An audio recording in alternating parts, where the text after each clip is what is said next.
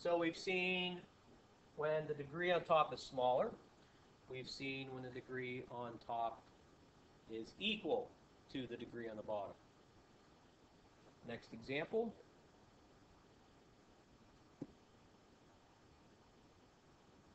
As you can see down here, the degree on top is larger. Let's talk about a slant asymptote first. I mentioned this earlier, that if the degree on top is larger, we would have what's called an end behavior asymptote, and the one that we're particularly going to look at is the slant asymptote. Okay, so what is a slant asymptote? These occur when the degree of the highest exponent of the numerator of a rational function is greater than that of the denominator, specifically by 1. If the degree on top is bigger by 1, you'll get a slant asymptote. Because a slant asymptote, or something that is slanted, would be a line. It's not a curve, it's a line. Okay? Has a slope. It is slanted. Okay? So let's figure out the slant asymptote for this function.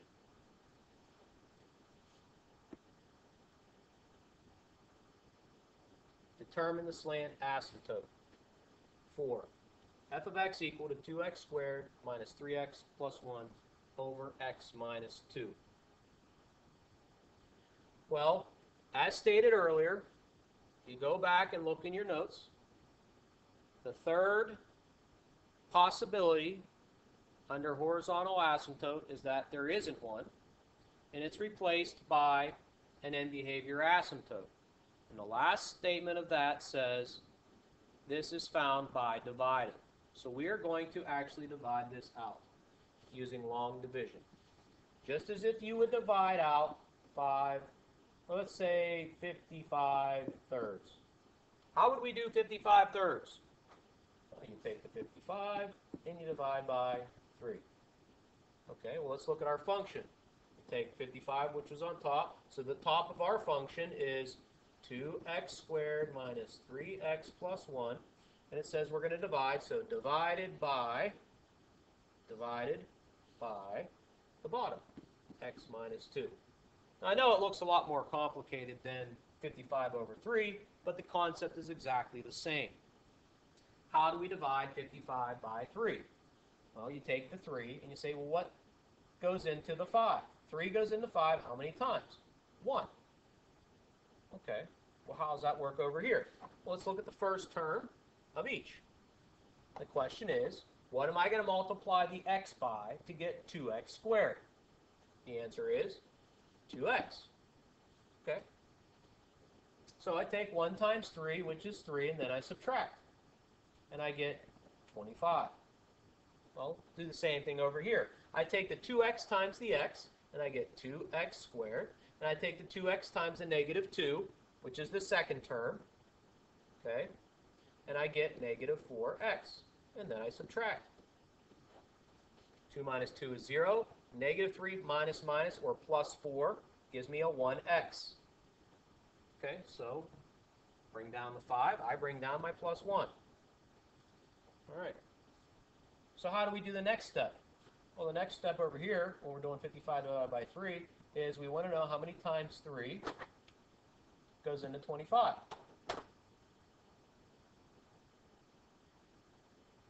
That's 8. 8 times 3 is 24. We subtract, and we get 1. Okay, how about over here? How many times? What do we multiply x by to get x? A positive 1. So I get x minus 2, and then I subtract. X minus x is gone. 1 minus minus, or 1 plus 2 is 3. When do we stop? Well, over here, usually, if you don't want to go into decimals, you stop when the number on the bottom is smaller than what you're dividing by. Well, something similar over here. Since we have variables, we have to look at the exponent. Well, since we just have a 3, that means that the exponent would be a 0. Is that exponent smaller, equal, or larger? If it's smaller, you can stop. 0 is clearly smaller than what we're dividing by, the x. Okay, that's a 1 is the variable. Sorry, is the exponent on that variable. So when the variable down here, which we could write x to the 0, whenever that is smaller, 0 is smaller than 1, then you stop and you're done.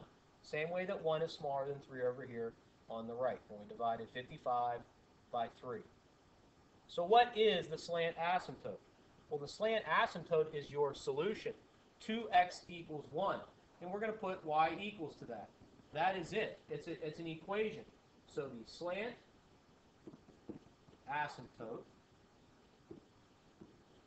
would be y equals 2x plus 1. So what does that mean? Great, we found it. What does that tell us? That tells us that the ends of the graph are going to act like this equation. If we go way left, it's going to act like this line, y equals 2x plus 1. If we go way right, it's going to look like that line.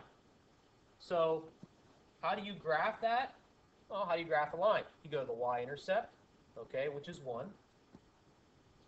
Okay, I'm going to put an open dot because this is an asymptote. And then 2 is the slope, so I'm going to go up 2, right 1, down 2, left 1. I'm just going to connect it up. Okay, so this is what a slant asymptote would be like. So it is y equals 2x plus 1. So if we're talking about end behavior, and you're going way left, limit of f of x as x approaches negative infinity would approach negative infinity because it's going down. And up here, we're talking about the end behavior over here, the limit of f of x as x approaches positive infinity would be positive infinity because it's going up to the right. It continues on. If you wanted to graph the rest of the function, we'd have to talk about vertical asymptotes, discontinuity. Okay, all we're talking about right now, all we're doing is establishing the slant asymptote. Okay, we didn't graph the entire thing. Okay, we're not putting all of the asymptotes in, all of discontinuities and everything that we need to worry about. Just find the slant asymptote. Okay, we're going to continue section 3.7 notes. This is the final part, part 2.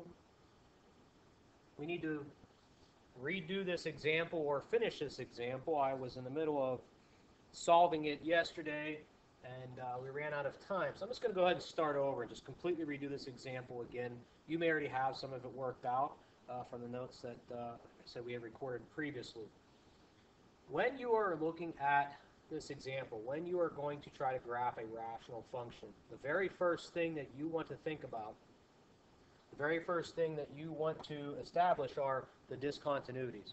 And the discontinuities occur wherever the bottom of your fraction is equal to 0.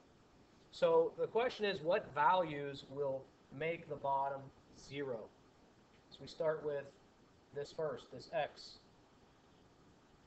Well, 0 put into that spot will make the entire bottom 0. The second part, a negative 3 put in for x will make it 0. And for this third part, 2 will make the bottom equal to 0. So that's what we want to know. We want to know where the bottom is going to be equal to 0. Once we establish that, these are discontinuities. Now we have to figure out what type they are. To do that, we have to look to see if any parts of the graph will cancel. The x, there's nothing to cancel with. The x plus 3, though, there is one on top and bottom. So this discontinuity, x equals negative 3, is going to be different, okay, because x plus 3 will cancel. Now the x minus 2, there's nothing to cancel with. So our function, getting rid of the x plus 3 on top and bottom, we have x minus 1 and an x and an x minus 2 left over on the bottom. And since there's nothing else we can cancel, I'm going to go ahead and rewrite this one more time, multiplied together, just so we can look at it in that form. So the x plus 3 cancels. That's going to be a different type of discontinuity. The x doesn't, and the x minus 2 doesn't. So the x equals 0 and x equals 2 are one type, and the x equals negative 3 is another type. The one that cancels, the 3, x plus 3, okay, that value is a point discontinuity.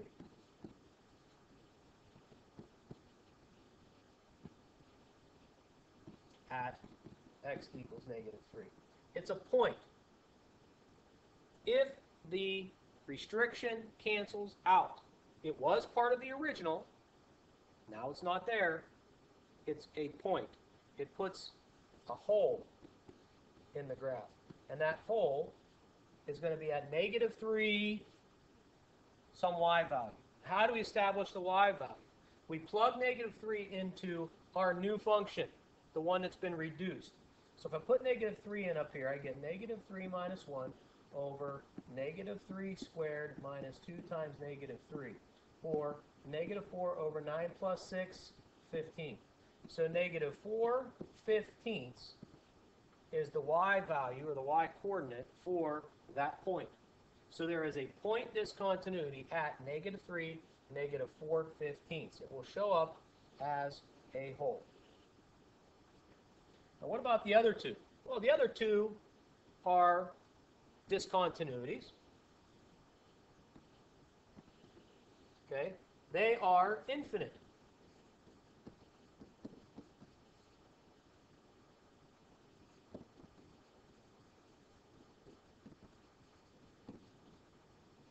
So we have infinite discontinuity at x equals 0 and x equals 2. Just like we saw in the other examples, if it doesn't cancel out, in other words, if the restriction stays, then it is an infinite discontinuity, which also tells us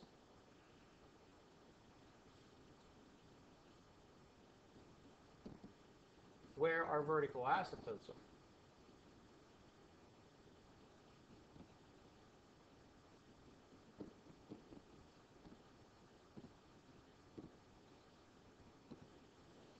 So we have vertical asymptotes at 0 and 2. X equals negative 3 is no longer a vertical asymptote. The factor, the restriction, was canceled. So now it's a point discontinuity. So we have two vertical asymptotes and a hole in the graph. What else do we need to know to get a pretty good picture of the graph? We need to establish if there is a horizontal asymptote or not.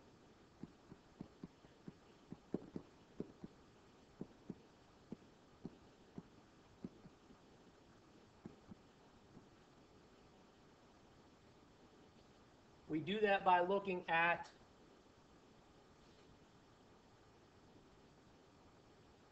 the highest and lowest exponent. If we go back up to the original, it really doesn't matter which one you look at. If we look at this last one, the top has an understood 1 as the highest exponent. The bottom has a 2. The top, the degree, the highest exponent on top is smaller than the bottom. If it is smaller, then the horizontal asymptote is automatically y equals 0. So we have a pretty good idea of what everything's going to look like. Let's try to start putting it together. Vertical asymptotes. I'm going to do this in blue. The vertical imaginary line at 0 and 2. So there's two of them. Horizontal at 0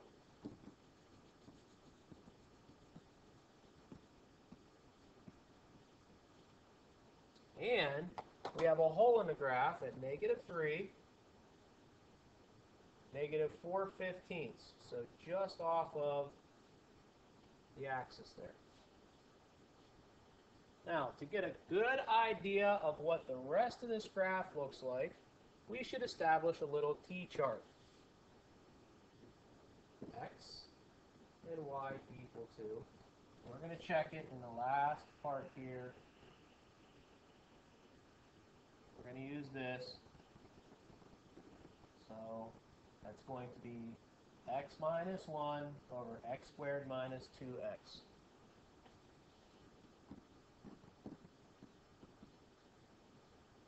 So pick something to the left, like 1. I'm sorry, -1. So -1. Plug -1 in. We get -1 minus 1, which is -2, over -1 squared is 1, minus 2 times a -1. So we have 1 plus 2. So -2/3 is what that's equal to. Okay, so we have a point here, we have an open dot there. Again, the graph's going to get closer and closer and closer to the asymptote, but never actually touch. Same with the vertical, closer and closer and closer. It almost looks like it's going to become completely and totally straight up and down. Doesn't. It keeps getting closer. It's tough for us to visualize that because it gets so close. In our reality, it looks like it's touching. All right, let's pick something in between the two vertical asymptotes, like 1. We put 1 in, I get 0 over 1 minus 2, -1. Either way, it's 0. So we get 1, 0. So there's a point right here. Okay. Well, we could pick another point like a half, or we can use a little bit of our knowledge about asymptotes. Vertical asymptote at x equals 0. If the one part of the graph, okay, is going down, okay, you can see down here. Okay, down here, it's pointing down. Okay, see that part of the graph? Okay, so it's pointing down towards -infinity. Well, if that part of the graph's pointing down and it's an infinite discontinuity, then the other part must be pointing up. So this part of the graph is going to go up and approach the vertical asymptote of x equals 0, and it's going to go down and approach that vertical asymptote at 2. If you're not sure about that, go ahead and toss in another point if you have to. All right, go ahead and put 1/2 it, okay, if you have to. It's not going to be pretty plugging that in. I'd rather you pick numbers that are easy, but that's the only way that you can do that. So 1/2 minus 1, that's -0.5 over, see here, 1/2 squared, which would be 1/4, minus 2 times 1/2. We get -0.75. And if we divide those, we get positive 2/3. So at 1/2, we get 2/3. There's a point here at 2/3. Okay, 1/2, 2/3.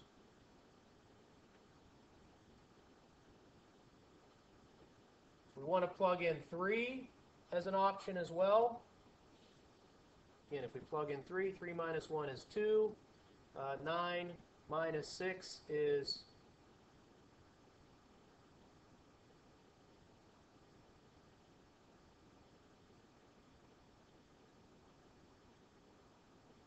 3, right? 3 2/3. So at 3, we'll be at 2/3. If we plug in 4, and so forth, we can get more points. Okay, we have a point here. It's going to go up and approach the vertical asymptote x equals 2, and it's going to approach the horizontal asymptote of y equals 0. Well, that is a very complicated graph that we should be able to do without using graphing calculator. If we want to confirm the graph, we can get the graphing calculator out. Okay. Go to y equals. We'll type it in. Now we're going to type in the original. Okay? Before we cancel anything out. So we have x plus 3, x minus 1, divided by, oops, forgot a parenthesis. And again, I stress, you must put a parenthesis around anything on the top. Okay? On the bottom, x plus 3, and x minus 2. Zoom 6. Okay. Again, because of my calculator, you're going to see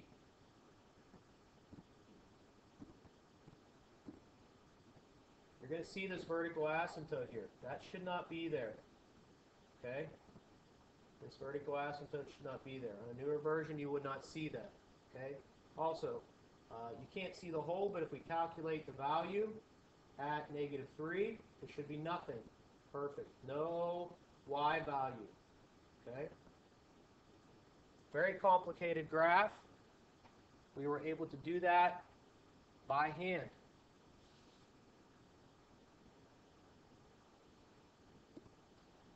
All right, that's it. That's the last example that I have for you that we had to finish up from yesterday. So that's it for the lesson today.